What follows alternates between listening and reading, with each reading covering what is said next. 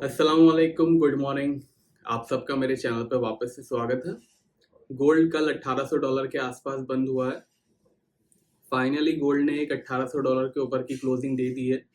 अगर आप मेरे 2-3 वीक से वीडियो देख रहे हो तो हम 2-3 वीक से गोल्ड को पॉजिटिव जोन में कंक्लूड कर रहे हैं हमेशा वीकली वीडियोस में, क्योंकि 1780 के ऊपर की गोल्ड की क्लोजिंग ऑलरेडी 2-3 वीक पहले हो चुकी है। तो फाइनली एक $1800 के ऊपर की क्लोजिंग आई है। अगर आप देखो तो $137 के आसपास ऊपर क्लोजिंग हुई है। जुलाई 8 से 1680 के आसपास जब गोल्ड ने लो बनाया था, जुलाई 18 आई मीन, मतलब ऑलमोस्ट एक महीने में $130 के आसपास गोल्ड बढ़ गया है अपने lowest point of the week से। और अगर आप क्लोजिंग भी देखोगे, $1800 की क्लोजिंग हुई है।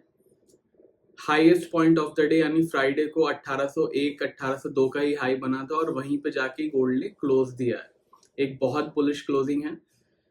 पिछले वीक इन्फ्लेशन के नंबर्स आए थे। इन्फ्लेशन में दोनों सीपीआई यानी कंज्यूमर प्राइस इंडेक्स और पीपीआई प्रोड्यूसर प्राइस इंडेक्स, दोनों इन्फ्लेशन कूल डाउन होती हुई दिख रही हैं। कंज्यूमर वाली जो है 9.1 से 8.5 के आसपास आ गई है। इसका मतलब यह है कि इन्फ्लेशन को जो रोकने में फेड ने अपने इतने ज्यादा रेट्स हाइक किए हैं, वो थोड़ा सा असर दिखाना शुरू हो गए हैं। बट मुझे लगता है कि ये जो सारे के सारे इन्फ्लेशन डाउन हुए हैं, क्रूड ऑयल प्राइसेस की वजह से हुए हैं, बिकॉज क्रूड ऑयल अपने हाईएस्ट पॉइंट से तकरीबन 20 से 25% करेक्ट हो चुका है। जुलाई में भी 15 से 20% करेक्ट हुआ था।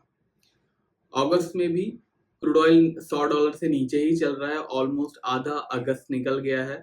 तो आने वाले सितंबर में जो नंबर्स आएंगे वो ये आधे अगस्त को $100 के नीचे ही आएंगे। अब आधा अगस्त कितना क्रूड ऑयल प्राइसेस रहता है उस पर डिपेंड करता है। अगर क्रूड ऑयल के प्राइसेस $100 के नीचे ही रहते हैं आने वाले 15 दिन में भी, तो बहुत ज्यादा चांसेस हैं कि सीपीआई जो 8.5 आई है वो तकरीबन 8% के भी आसपास आ जाए। तो इसका मतलब है महंगाई कम होने की और उम्मीद है। अगर आप मेरे चैनल पे हो काफी टाइम से तो मैं हमेशा आपको इन्फ्लेशन का एक पहले से ही आइडिया दे देता हूँ कि इन्फ्लेशन कम हो सकती है कि ज्यादा हो सकती है। लास्ट वीक भी हमने बोला था कि हो सकता है इन्फ्लेशन या तो स्टेबल होके आए या बिल्कुल माइनस में आए, और वैसा ही हुआ। इन्फ्लेशन ऑलमोस्ट कम होती हुई नजर आ रही है, बट अभी भी सिर्फ पहला महीना है काफी टाइम से जो इन्फ्लेशन कम होती हुई दिखी है। अभी भी दिसंबर तक देखेंगे हम इन्फ्लेशन को क्या हो रहा है। गोल्ड प्राइसेस बढ़े बिकॉज गोल्ड ट्रेडर्स को लग रहा है कि अब हो सकता है फेड थोड़ा सा कम इंटरेस्ट रेट पे ध्यान दे और ज्यादा इंटरेस्ट रेट ना बढ़ाए।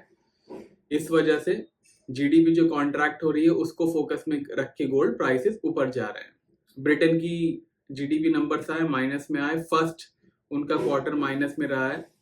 यूएस के ऑलरेडी 2 क्वार्टर माइनस में हो चुके हैं, तो टेक्निकली यूएस रिसेशन में है। यूके अभी नहीं है, लेकिन यूके के जो सेंट्रल बैंक के गवर्नर हैं उन्होंने बोला था कि हो सकता है कि यूके दिसंबर तक रिसेशन में आ जाए। देखते हैं दिसंबर तक रिसेशन में आता है कि नहीं आता है। बाकी unemployment claims, non farm payroll number सबके सब कॉन्ट्रडिक्ट हो रहे हैं।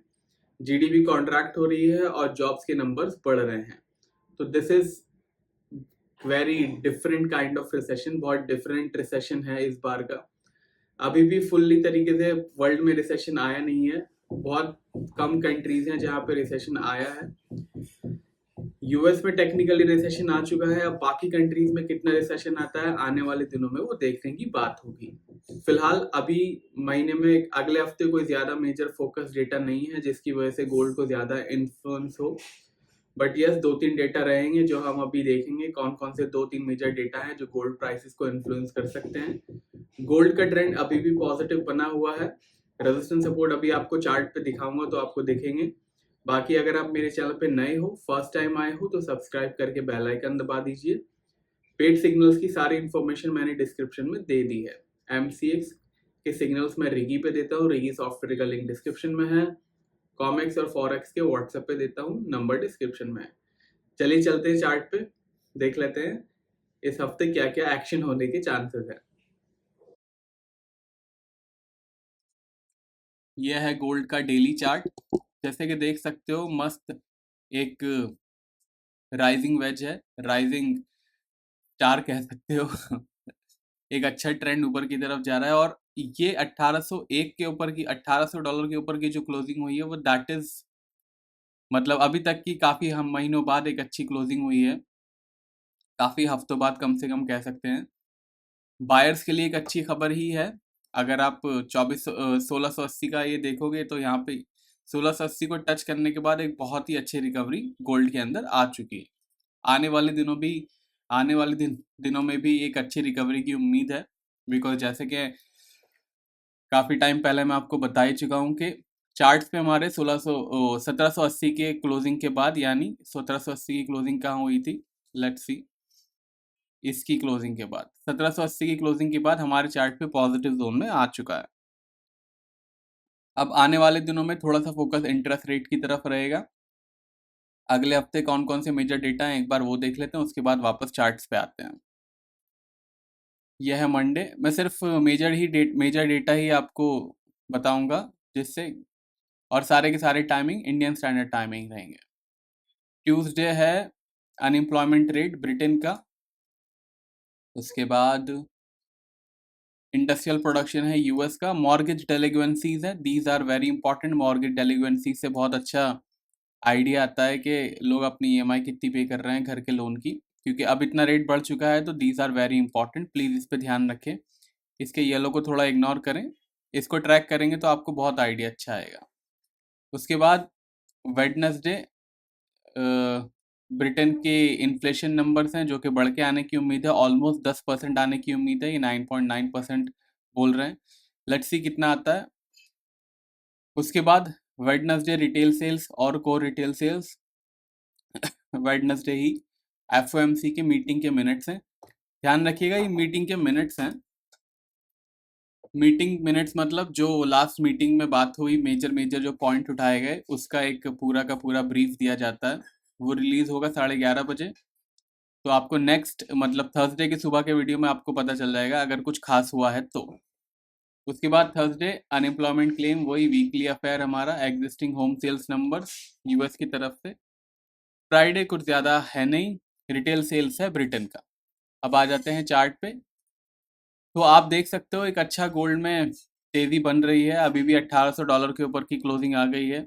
अभी भी गोल्ड पॉजिटिव जोन में ही है, इसमें कोई डाउट नहीं है। तो सेलिंग से बचें, अगर आप सेलिंग कर रहे हो कम से कम पोजिशनल सेलिंग से तो बच ही सकते हैं।